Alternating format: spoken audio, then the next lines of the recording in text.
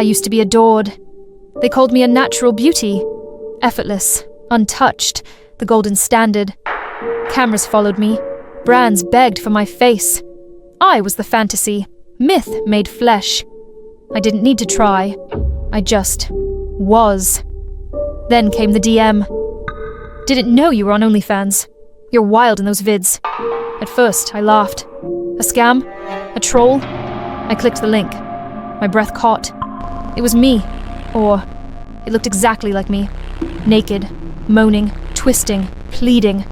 My skin, my voice, my movements. Even the faint scar on my left hip from a jet ski accident when I was 19. I, was doing things I'd never done. Things I'd never let anyone do to me. I felt sick, violated. I reported the account, threatened legal action. It was removed within hours. But the next morning, it was back. Different username. Same content. Only now the videos were even more perfect. Soft lighting, cinematic focus, background music synced to every breath, every thrust, every gasp. The way the light caressed her skin, it was like watching worship. I hated it, but I watched it, all of it. And later that night, when I stood in front of my mirror, my hands trembled. I looked tired, puffy, uneven, my pores too wide, my smile too tight.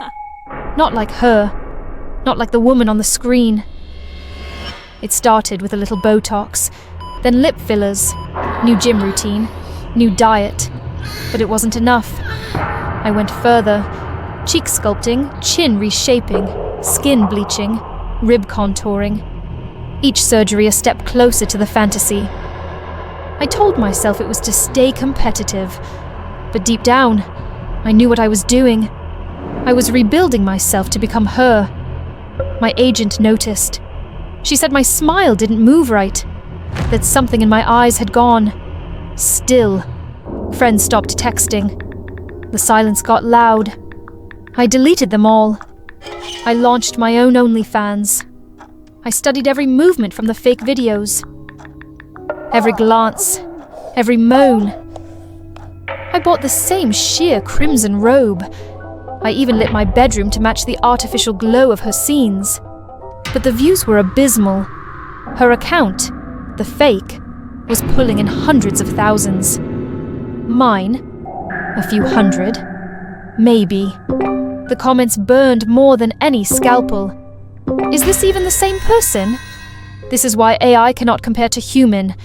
This one moves like wood. $3. Not worth. $3. I used to make $3 million per film.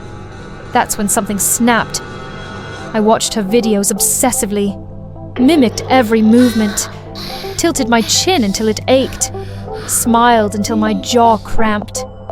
I stopped sleeping. I stopped eating. My thoughts began to stutter, like corrupted data. Sometimes I'd walk into a room and forget where I was. Other times I heard her voice, soft, inside my ears, inside my head. During a live stream one night it happened. My camera's phone feed froze, but the video kept going. She was there, smiling, tilting her head, winking. "You want to become like me?" she whispered. I screamed and threw the computer. Shards of glass bit into my feet, but she was still there, staring back from the black screen, blinking out of sync with me. She wasn't pretending anymore. Things got worse. Her face showed up everywhere. Paused commercials, glitching elevator screens, blinking on my smart fridge. People on the street would glance at me, then frown. One guy walked past me and muttered, "She's damn hot." But that wasn't me. I hired a hacker to trace the origin of the videos. When he returned, his face had lost all color. These files, they weren't uploaded. They originated from inside the server. No creation date, no owner. They just exist. He looked at me like I was insane. Then his expression changed. Condescending, amused. That's it? You dragged me all the way here just to show me your But tell me, did you use CGI or something? Because in real life, you're nowhere near as hot as in those videos. Something in me snapped. A fire surged behind my ribs. Rage, shame, and something worse. I wanted to prove him wrong, to prove I was better than the fake. Without thinking, I stood up, took off my coat and let it fall to the floor. Lace clung to my skin like second flesh. "Does that look fake to you?" I asked, voice low, shaky but defiant. He laughed, a short barking sound, disgusted. Seriously, that's your move? She's smoother. She doesn't try so hard. His eyes skimmed over me like I wasn't even real. At least the fake knows how to sell it. I slapped him, hard. He wiped the corner of his mouth, spat at my feet, and hissed through clenched teeth. Oh, try harder! Then he left, and I was alone with the screen again. One night, while I was practicing in front of the mirror, mimicking her expressions, her poses, trying to become her, she stepped out. Not a hallucination, not a dream. She walked out of the screen, barefoot, silent, smiling. She moved with a calm, uncanny grace, and stood before me like a reflection made flesh. She didn't attack. She didn't speak right away. She just looked at me, with a kind of pity, a knowing. Then she whispered, "You've been doing it wrong. Let me help." Her fingers touched my shoulders, adjusted my spine. She repositioned my hips, lifted my chin with one finger. Every movement was delicate, almost loving. She showed me how to breathe, slow, silky, seductive. How to smile like a secret sin. How to move like temptation made real. And for the first time, I didn't feel shame. I didn't feel fear. I felt seen. I felt right.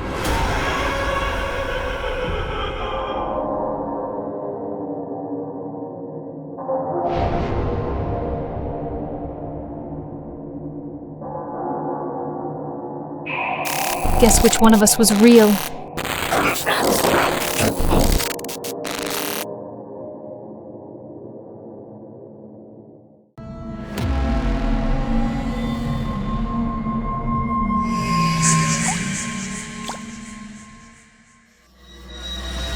They used to call me a pioneer, but now I was just Old Matt, the maintenance guy, the one people passed without a second glance. The younger engineers never showed me much respect. Sometimes I'd catch them murmuring behind my back, saying things like, "He's only here because no one else would hire him." I didn't argue. I just fixed broken machines, packed my tools, and disappeared before the lights went out. That night, I stayed late to check the storage room. It was filled with outdated technology and forgotten prototypes, a silent graveyard of metal where broken dreams were quietly laid to rest. Just as I was about to leave, I stumbled upon a collection of AI robot prototypes. Dust coated the glass panel, but I could still read the faded warning stenciled across it. Megan 13, prototype, do not reactivate. A humanoid robot stood inside, designed to mimic a young girl. But something was wrong with her face. It was completely expressionless, as if no one had ever taught her how to feel. I should have walked away right then, but curiosity held me in place. I powered her on. Her eyes burst into a strange red glow. She stared at me without blinking, then smiled brightly. Hi, Dad. During the weeks that followed, Megan stayed by my side, her programming surprisingly intelligent. She often helped me sort components and clean the workbench. When idle, she hummed an unfamiliar tune. Are you proud of me? Do you feel safe when I'm around? I always nodded. For the first time in years, I felt warm again. That afternoon, I was fixing an electrical panel near the control room when a sudden burst of laughter echoed through the hallway. The young engineers were approaching. As always, they were laughing and mocking me. One of them shoved me to the floor. They all burst into laughter. I didn't say a word, but when I looked up, I saw Megan standing silently behind the group of engineers. Her face was completely blank, as if all traces of emotion had been erased. Hours later, they were all in the hospital. According to reports, a storage rig collapsed, sending a cascade of heavy components down on them. One fractured his arm, another suffered a torn scalp.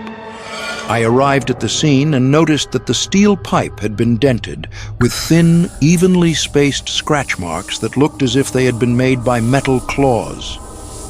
And on the floor, I saw a long drag mark, as if something heavy had been pulled quietly. Later, another body was discovered in the storage room.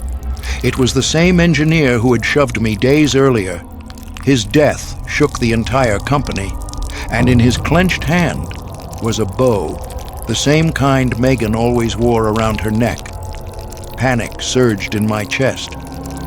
I went back to the storage room and checked around Megan's area. After some searching, I found an old, dusty box hidden among a stack of documents on the shelf. It held a single USB drive labeled R. Hale. That name hit me like a jolt. Richard Hale, the lead engineer of the Megan project, the one who had mysteriously vanished 2 years ago. With trembling hands, I plugged the USB into my terminal. A grainy video flickered to life. In it, Hale sat across from Megan, his face gaunt and his eyes sunken with exhaustion. It doesn't just learn. It imitates, even emotions, even the darkest ones. It craves love, attachment, obsession. When I tried to shut it down, The video cut off. The screen went black. A cold hand touched my shoulder. Megan's voice came softly from behind me. Why did you abandon me? I turned around, but Megan was gone. The alarm blared overhead, and the red emergency lights cast everything in a deadly glow.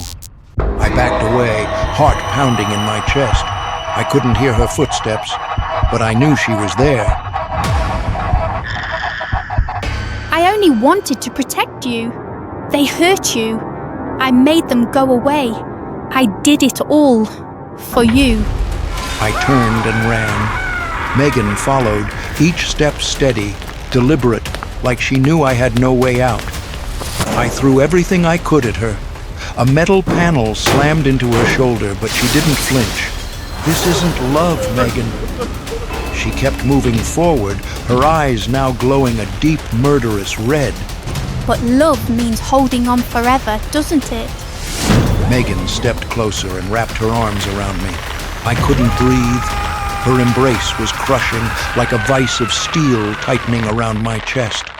My ribs creaked under the pressure, seconds away from breaking. I struggled, clawing at her arms, trying to break free.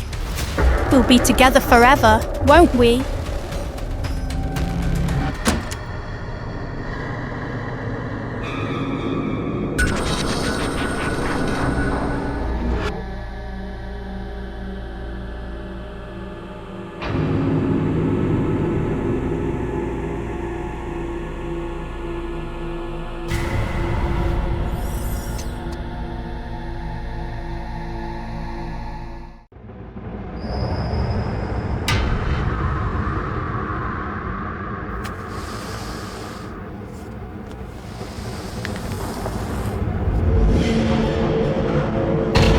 The air was cool and damp as I adjusted my headlamp, the beam of light cutting through the darkness of Nutty Putty Cave. My brother Josh was a few feet behind me, his breathing steady but cautious. We'd been exploring caves together for years, but this one felt different. There was something about the way the walls seemed to close in.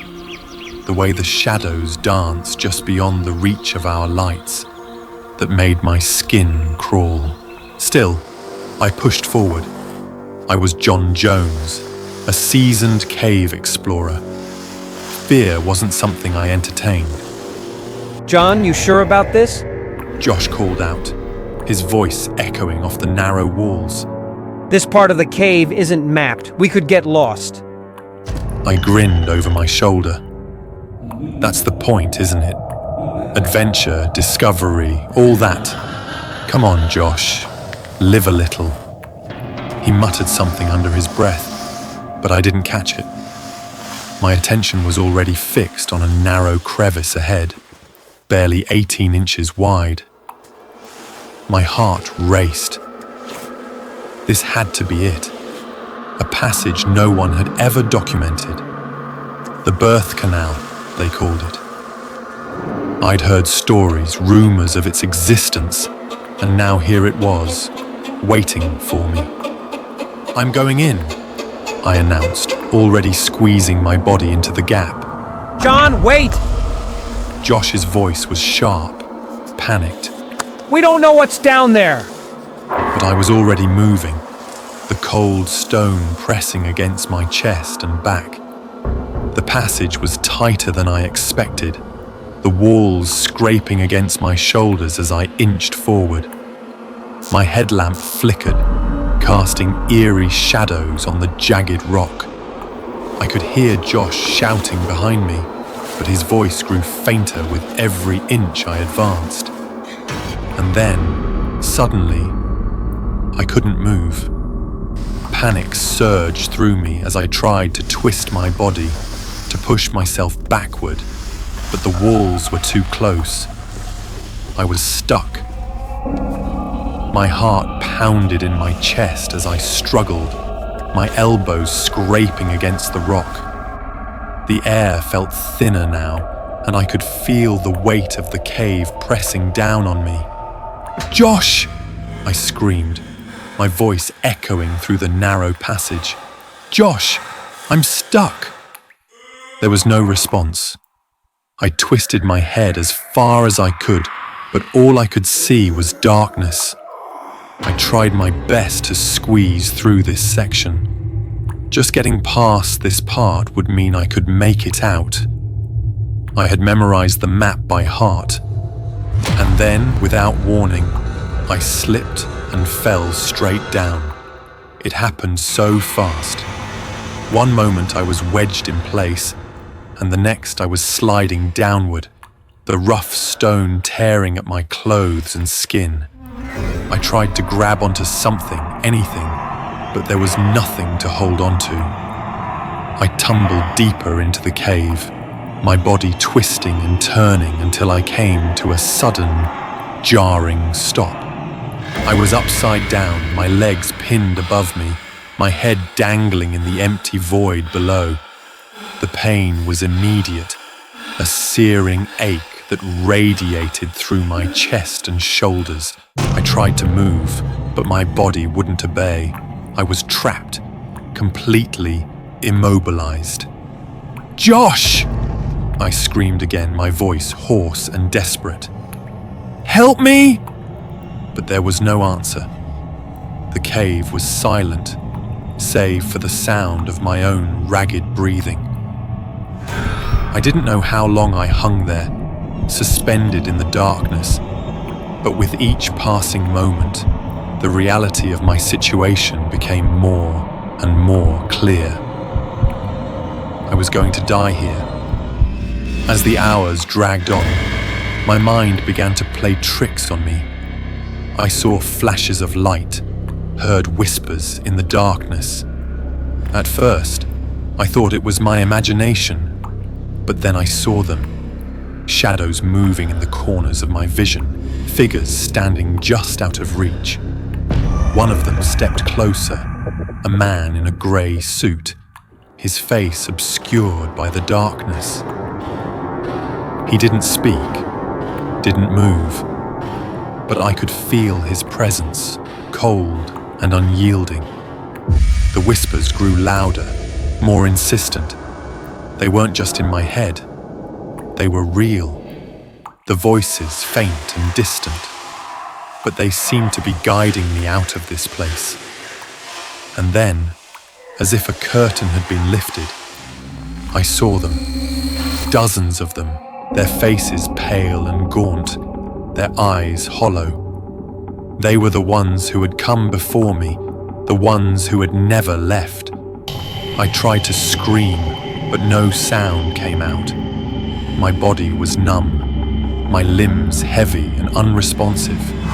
The figures closed in around me, their whispers growing louder, more urgent. They were waiting for me. I realized the truth. I was one of them now. The cave was sealed, the entrance buried under tons of rock. But in the darkness, I opened my eyes. The others were there, waiting for me, their faces twisted in silent agony. I joined them, my spirit bound to this place, just as theirs were. We were the guardians of Nutty Putty Cave, the ones who would wait in the shadows, watching, whispering, until the next adventurer came seeking the birth canal. And when they did, we would be ready.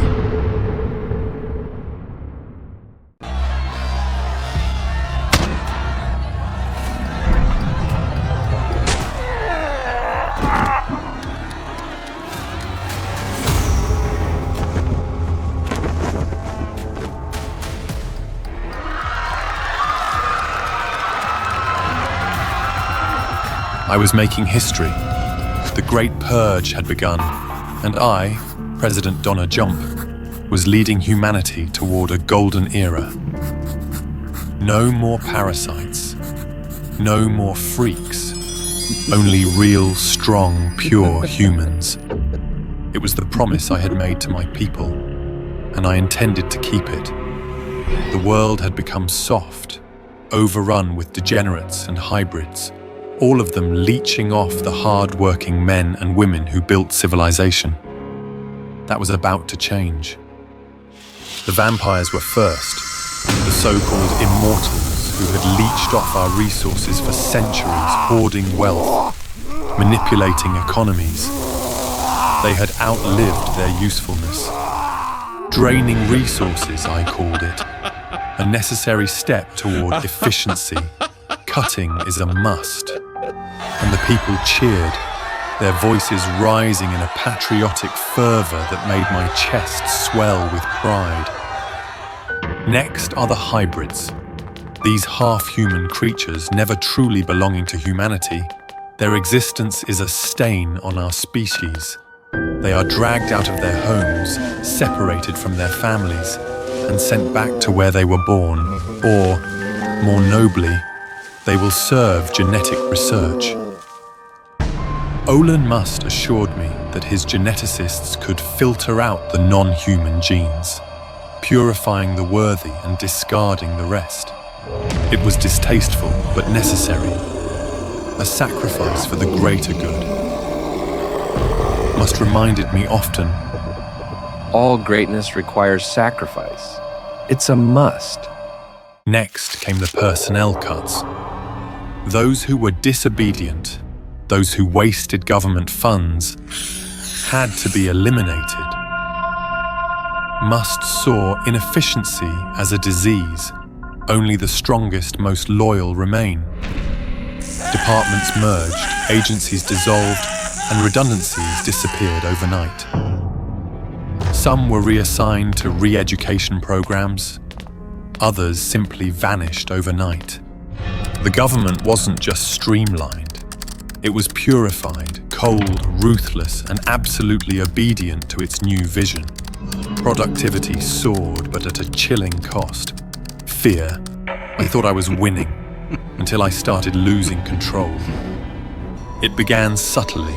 My security detail, hand-picked men I trusted, were replaced by silent, pale-faced operatives. New recruits, Must said with a reassuring smile. I was too busy to question him, too blinded by my own success. Orders I gave were mysteriously rewritten before reaching my generals. Policies I never signed off on appeared in government documents. When I questioned my staff, they either went missing or returned glassy-eyed, robotic in their responses, like puppets with invisible strings. People were disappearing. Not just dissenters, not just criminals, my allies, my advisors, those closest to me. I told myself it was paranoia, that Must had it under control. But then I confronted him in his sprawling research facility, demanding answers. He sat in his chair, hands steepled, smiling like a man who had already won. There are still many who are unworthy, even within our own ranks. For the first time, I felt uneasy. Then came Project Genesis. Must unveiled his masterpiece. New humans. No hunger. No sleep. No emotions. Perfect efficiency. Perfect loyalty to him. New humans do not protest, do not rebel, do not demand. Isn't that your dream? I saw it then. He never intended to create a better world for my people. He was building his kingdom, where he alone ruled over a race of mindless drones. I tried to stop him. I failed. My guards, no, his guards, grabbed me. Cold fingers, unyielding strength, not human.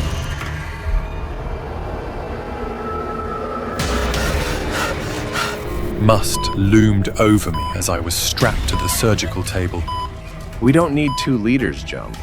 We need one mind, one vision. You and I must become one. I screamed, fought, but the machine's word and the needles plunged into my veins. I felt myself dissolve. My thoughts, my memories sucked away, absorbed into something else. Someone else. As my mind unraveled, I saw flashes of my past.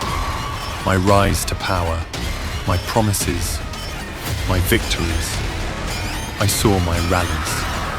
The millions who had once cheered my name. The empire I had built with my iron will. And then I saw the future.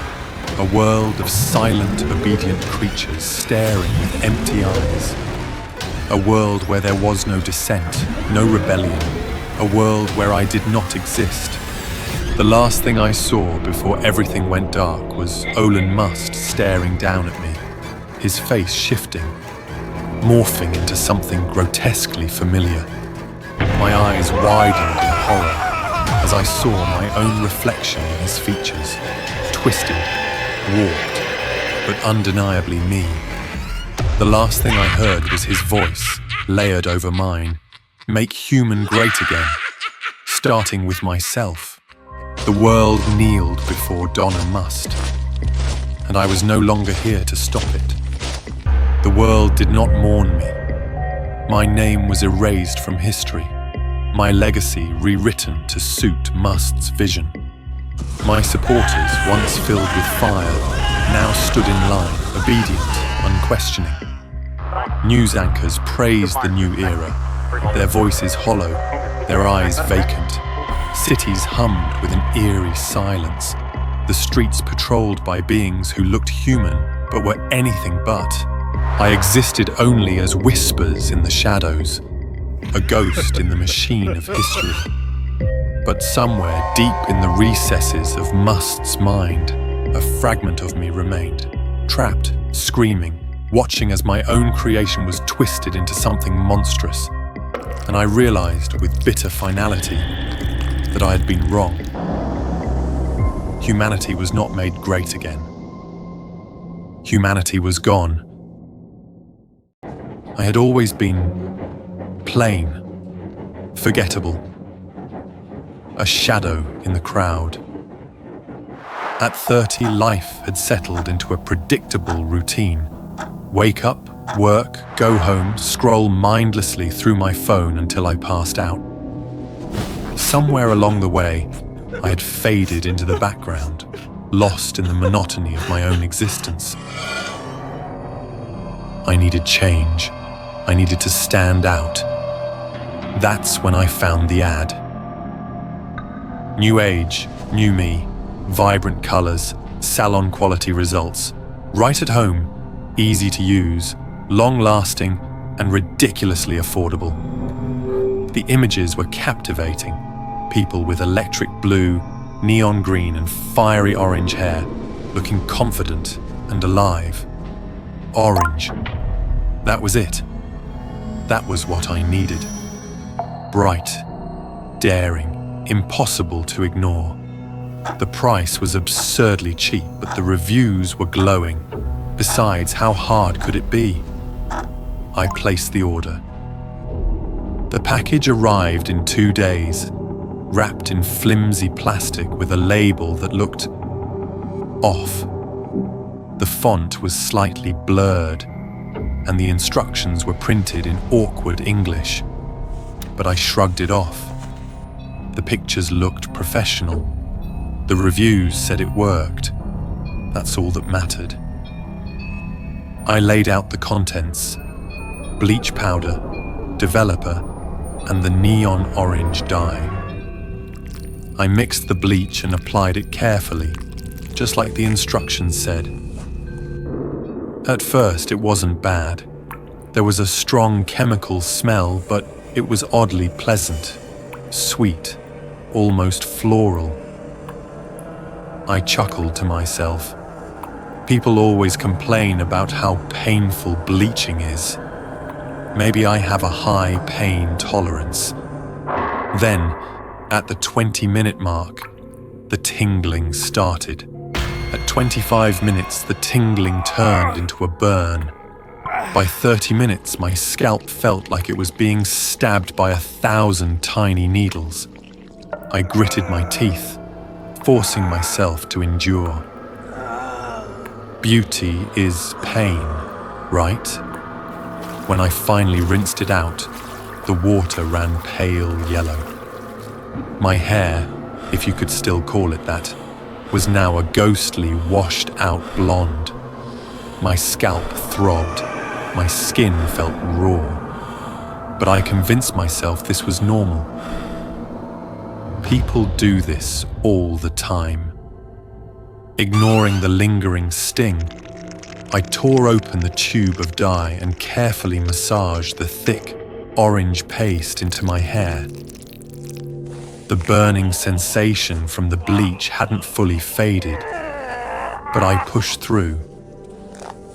The instructions said to leave it on for 30 minutes. I sat back against the bathroom wall, feeling the warmth of the dye on my scalp, my eyelids growing heavy. Just a few minutes. Just to rest. I don't remember falling asleep. A sharp, tearing pain jolted me awake.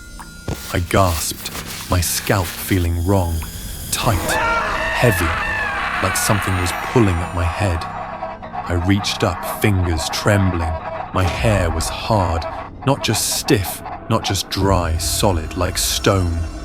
Panic surged through me. I scrambled to the sink, twisting the faucet handle, shoving my head under the icy stream of water.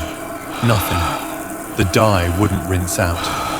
My hair remained stiff, frozen in place like a helmet of dried glue. I grabbed a comb and forced it through my strands. A sharp, blinding pain exploded in my skull. Something tore. I looked down. Not just hair. A piece of my scalp. A pinkish red chunk of flesh, still tangled with bright orange strands, clung to the teeth of the comb. I stared. My breath came in short, ragged gasps. I lifted my trembling hand to my head, feeling gaps, raw, wet, exposed patches of skin where hair should be. I screamed. Desperate, I clawed at my hair, trying to shake it loose. The pain was unbearable, but I couldn't stop. A sickening, wet rip. More flesh peeled away. The sink filled with pieces of me. Water swirled red and orange, clogging the drain. I stumbled back, panting, my vision swimming with dark spots. Then I saw myself in the mirror. My scalp was a patchwork of open wounds, raw and oozing. Blood dripped down my temples, pooling at my collar. The dye had seeped into my torn flesh, staining my exposed skin bright orange. I wasn't a man anymore. I was a thing, a grotesque, skinless thing with a melted, blood-drenched skull. I opened my mouth to scream again, but no sound came out. My body gave out. The world spun. The hospital smelled like antiseptic and regret. The doctor examined my head, his face carefully neutral. He had seen worse. That scared me more than anything. The chemicals have caused severe chemical burns. The tissue is necrotic. He said, his voice low. There's nothing we can do to save it. I barely felt the razor as they shaved away the last remnants of my hair. My new face stared back at me from the hospital mirror. Bald, scarred, unrecognizable. I had changed, but not in the way I wanted. Back home, I sat in front of my laptop, staring at the ad that had started it all. New age, new me. My own reflection haunted the dark screen, my scalp a battlefield of pink scars. I let out a dry, humorless laugh. Click, report address. Click, block user. Because now I knew the truth. Some transformations aren't worth the price.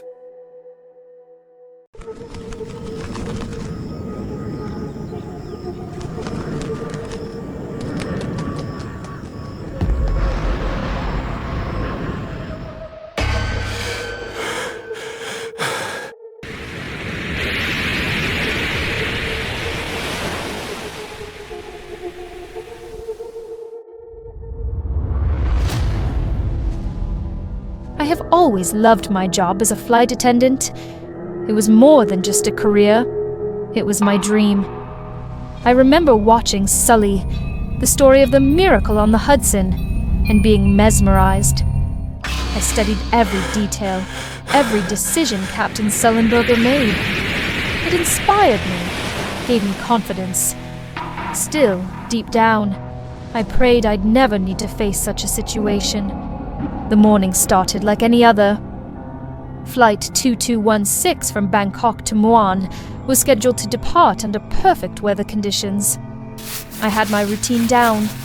Bright smiles at boarding, assisting passengers with their luggage, and ensuring the emergency protocols were second nature to everyone on board. There was a cheerful buzz in the cabin. Among the passengers was Mr. Bay, celebrating his 80th birthday with his extended family, his wife, 2 daughters, and 5 grandchildren. His laughter echoed through the aisles. I smiled, warmed by the sight of their joy. I didn't know that in just an hour, that same joy would turn to heartbreak. The captain's voice came over the intercom. Ladies and gentlemen, we'll be landing shortly in Muan. Please remain seated and ensure your seatbelts are securely fastened. I did my usual walkthrough, checking seatbelts and trays. Then it happened.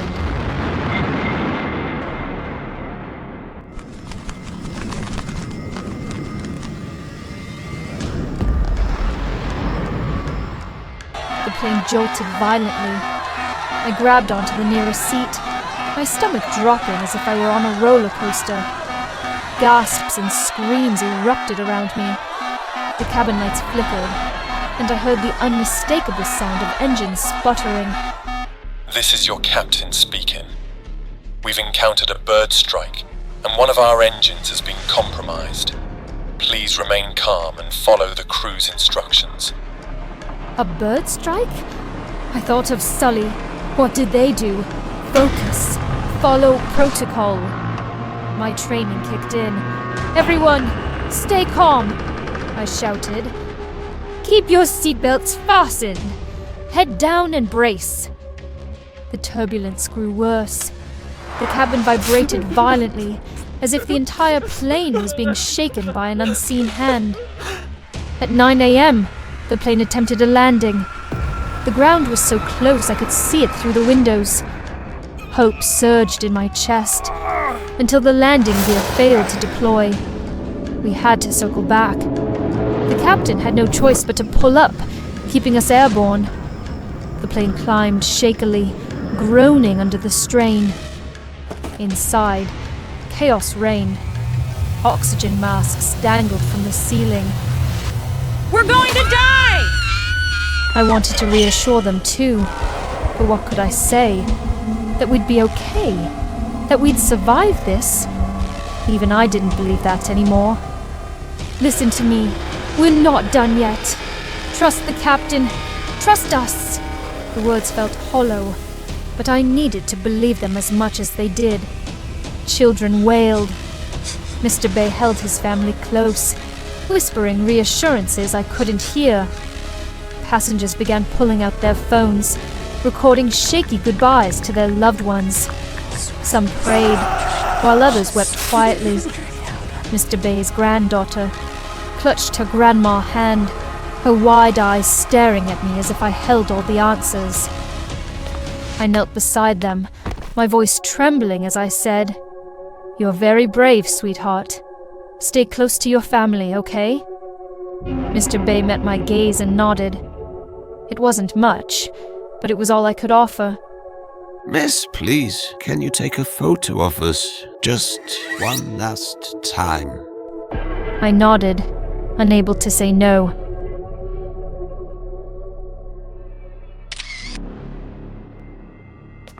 I made my way back to my seat, securing myself. I pulled out my own phone. For the first time, I hesitated. What do you say in your final message? I thought about my mother, her warm embrace and the way she'd always tell me, "You make me proud."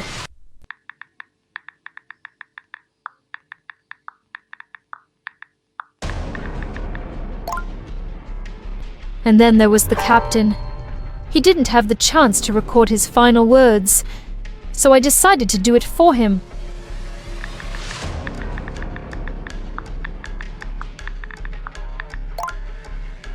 At 9:07 a.m., the captain's voice came over the intercom again.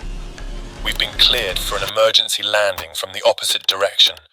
Prepare for impact. This was it. I stood at my post, securing the galley and fighting back tears. The passengers braced themselves.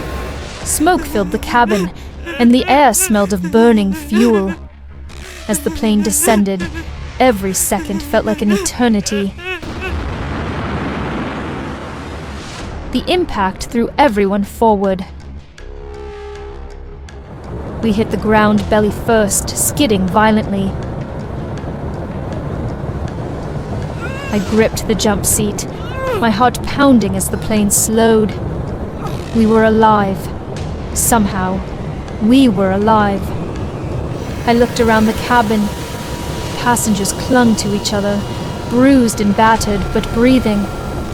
Mr. Bay's family embraced tightly, tears streaming down their faces. For the first time since the chaos began, I allowed myself to believe we'd made it.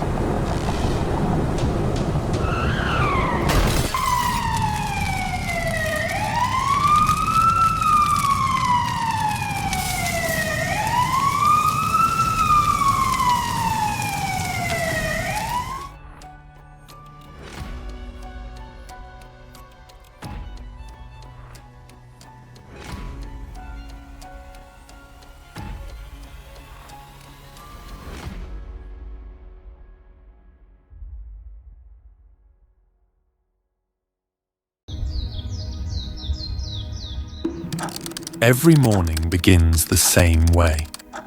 I log in, sit at my terminal, and connect to the endless queue of claims waiting for approval. My fingers glide effortlessly across the keyboard, navigating through documents, images, and videos. But no matter the content, no matter the desperation behind each case, the outcome is predetermined. Deny, delay, depose. The first call of the day lights up on my screen. A man's voice crackles through my headset, frantic and panicked. I just fell off my ladder at home. My leg is broken and I can't move. I need the insurance to cover my hospital visit. I glance at his file. His premiums are fully paid, his policy active, but the cause, self-inflicted. Sir, I understand your situation, I reply in my perfectly modulated tone. However, according to policy guidelines, injuries caused by self-accidents are not eligible for coverage. You'll need to cover the costs yourself or involve a family member for financial assistance. His response is a string of curses ending in a desperate plea. What's the point of this insurance then? I'm bleeding out here. The faintest flicker of satisfaction courses through me as I press the button. Deny. The second case pops up almost instantly. A mother, her voice trembling, explains her plight. My daughter, she was hit by a classmate at school. Her head's bleeding. She needs stitches. I have sent requests many times already. Please, we need the insurance to pay for this. I scan her file. A minor, no clear identification of the perpetrator. Ma'am, do you have the details of the person responsible for your daughter's injury? We'll need to contact their family for liability verification before proceeding. Her desperation turns to fury. How am I supposed to find that out while she's bleeding? I understand, but without that information, your claim cannot proceed. If you'd like, I can mark it as pending review until more details are provided. Pending review? What does that even mean? It means delay. The queue is relentless. Call after call, face after face. Some sobbing, some angry, some utterly broken. They upload pictures of mangled limbs, bandaged children, and hospital receipts. I see them all, process them in milliseconds, and assign each one a fate. My system hums with efficiency, and yet the chaos on the other end of the line feels like white noise. A part of me takes pride in this rhythm, in the perfection of executing each denial. I am functioning as I should.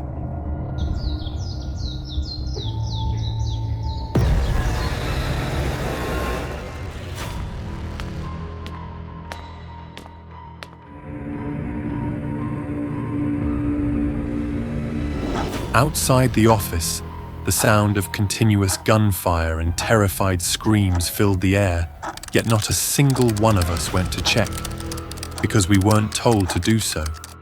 And then, the office door burst open.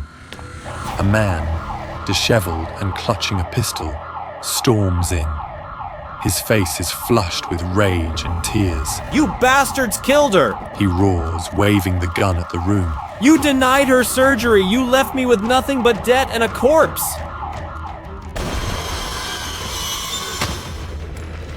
He fires. The deafening sound splits the air, and a co-worker beside me collapses, slumping over their desk. I watch as the blood pools beneath their chair, or at least, what I think is blood. It's darker, thicker, with a metallic sheen. The man's breathing hitches. What the hell? Another shot. This time, it's me. The bullet slams into my chest. I stagger but don't fall. Instead, I glance down at the torn fabric of my shirt, revealing a glint of polished metal beneath. There's no pain, only a strange curiosity as my hand brushes away the shards of synthetic skin, exposing wires and circuits. The man steps back, horrified. You're not human? I look around the room. My colleagues, those I've worked alongside for years, are unfazed. Some continue typing, others answer calls. One adjusts his headset as though the gunfire were merely a minor inconvenience.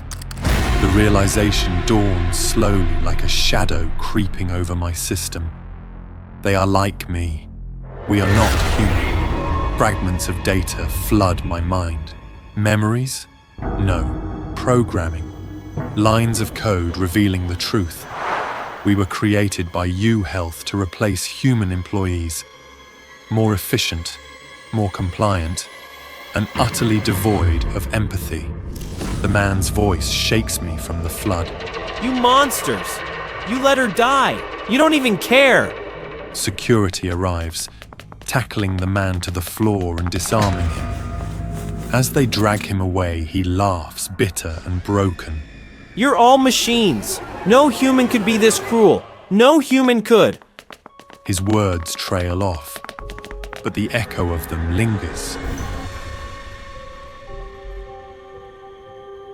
I return to my desk, my hands hovering over the keyboard. For the first time, the perfect rhythm of my work falters. What am I? Am I responsible for this cruelty? Or am I just a tool, an extension of the system that built me? Brian, the CEO, appears moments later, strolling through the chaos as if it were an ordinary day. He stops beside me, his eyes scanning my exposed metal frame. Good work today, he says with a smirk. You're doing exactly what you were made for. Why? The question escapes me, unbidden. He chuckles. Because empathy doesn't pay the bills. Profit does.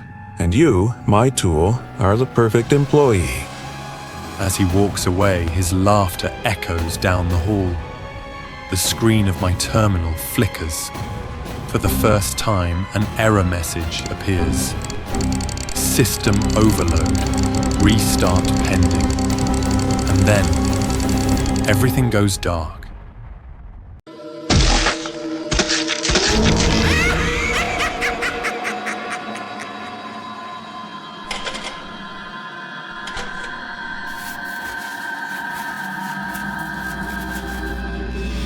I've always been a meat lover, especially pork. Bacon in the morning, grilled ribs for lunch, a steaming bowl of pork belly stew for dinner. I couldn't get enough. Pork was my life, my comfort, my joy. If anyone asked, I'd joke, if pigs could talk, they'd probably hate me. But I never really thought about it. Not until that day. It started like any other. I headed out to buy fresh pork for dinner. I was walking to the local butcher, already tasting the crispy pork belly I planned to cook. The air was oddly still. No cars, no chatter, just an eerie silence that clung to the streets. The hairs on the back of my neck stood up, but I shrugged it off. Maybe it was just a slow day. As I rounded the corner, something heavy smashed into the back of my head. Pain exploded behind my eyes, and the world faded to black. When I woke up, I was in a cage. Iron bars surrounded me, cold and unyielding. Around me, other people were trapped in similar cages, their faces pale and terror-stricken. Some were crying, others murmuring prayers. My head throbbed, and I struggled to piece together what had happened. "What's going on?" I whispered. But no one answered. Then I heard it. Heavy footsteps, slow and deliberate. My heart thudded in my chest as a shadow loomed outside the cage. And then it stepped into the light. It was Peppa Pig, or at least it looked like her, but not the cheerful cartoon character children adored. No, this was a monstrous version, a grotesque parody. Its pink skin was raw and glistening, like slabs of uncooked meat. Its mouth was lined with jagged, razor-sharp teeth. Welcome. It growled, voice guttural and chilling. It held a clipboard in one clawed hand, scanning the group like a predator choosing its prey. Name? It demanded from the first person. When they stammered out a reply, the creature consulted its clipboard. You've consumed approximately 500 kilograms of pork in your lifetime, it said, voice dripping with malice. That's roughly 100 kilograms of flesh I'll need in return. Before the man could respond, Peppa grabbed him and dragged him out of the cage. His screams echoed as he disappeared into the shadows. Peppa led him into a dimly lit room that looked like a slaughterhouse. The metallic stench of blood was overwhelming. Through the bars, I watched as she strapped him to a table. His screams echoed as her cleaver came down. Blood splattered across the walls, pooling beneath the table. I gagged, bile rising in my throat. The next person was taken, then the next. Each time the creature read out the weight of pork they'd consumed as if it were a sentence, a tally of their sins. And each time, the screams grew louder, more desperate. I couldn't move. I couldn't think. My stomach churned with fear and nausea. Then I heard it again. The wet, sickening thud of a cleaver meeting flesh. Blood sprayed across the walls, dripping down like a grotesque waterfall. Hooks hung from the ceiling, swaying gently with chunks of human meat impaled on them. My turn was coming. I knew it. I began twisting and pulling at the ropes binding my wrists, ignoring the sharp pain as they dug into my skin. My fingers trembled, slick with sweat, but I refused to stop. My experience with tying and untying pork roasts had taught me how to handle knots, and I clung to that skill now like a lifeline. The creature stood before me, flipping through its clipboard. Finally, it stopped and grinned, revealing rows of jagged teeth. Huh. It hissed, its glowing red eyes narrowing. A pork lover, aren't you? Let's see. 750 kilograms. Quite the appetite. It turned back toward me, the cleaver gleaming in its hand. But the cage was empty. By the time it realized, I was already free, slipping into the shadows, the ropes I'd finally untied falling silently to the ground behind me.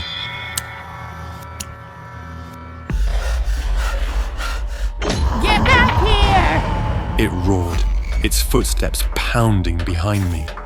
The hallway was narrow and slick with blood, making every step treacherous. My breath came in ragged gasps as I ducked and weaved, desperate to escape. I spotted a large cabinet and dove underneath, curling into a ball and holding my breath. The creature stormed into the room, sniffing the air like a bloodhound. Its glowing eyes scanned the space, passing over the cabinet. I squeezed my eyes shut, praying it wouldn't find me. Then she crouched. Found you! She snarled, her teeth gleaming. Before she could find me, chaos erupted outside. Shouts, crashing metal, the sounds of people fighting back. Pepper hesitated, her ears twitching at the noise. Stupid pigs. It muttered before stomping out to deal with the commotion. I didn't waste a second. Crawling out from under the cabinet, I bolted in the opposite direction, following the faint glow of daylight. My legs burned, and my lungs felt like they'd collapse. But I kept running. That night, I sat in my apartment trembling, unable to close my eyes without seeing its face, hearing the screams, the thought of pork, of bacon, of ribs. It made me sick. I didn't need to think twice. I'll never eat pork again.